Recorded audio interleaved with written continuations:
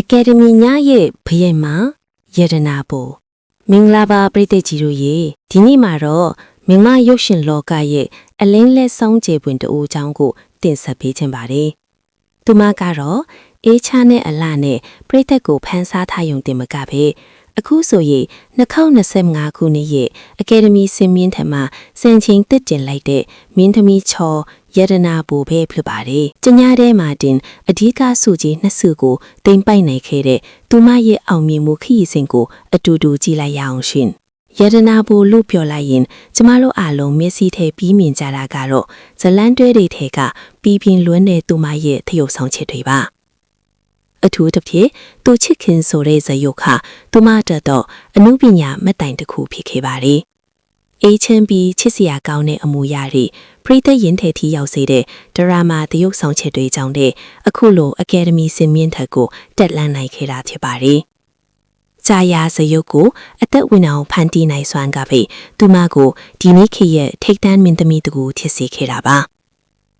2025 Academy ညဟာယရနာဘူးအတွက်တော့ဘယ်တော့မှမေ့နိုင်မှာမဟုတ်ပါဘူး။သူမဟာအနုပညာရှင်တိုင်အိမ်မက်မရတဲ့အမျိုးသမီးဆက်ဆောင်စု Best Actress ကိုထိုက်တန်ရရှိခဲ့ပါတယ်။ဒါတင်မကသေးပါဘူး။ပရိသတ်တွေအားလုံးကိုအံ့အားသင့်စေစေတာကတော့သူမရဲ့ပြေးစုံလွန်းတဲ့အလှပကြောင့် Academy Fashion စု Fashion Award ကိုပါထပ်မံဆုခူးနိုင်ခဲ့တာပါ။စုနှစ်စုစလုံးကိုတပြိုင်တည်းပိုင်ဆိုင်ခဲ့တာဟာသူမရဲ့စူးစမ်းအားထုတ်မှုတွေအတွက်အကောင်းဆုံးသောဂုဏ်ပြုလွှာပဲဖြစ်ပါတယ်။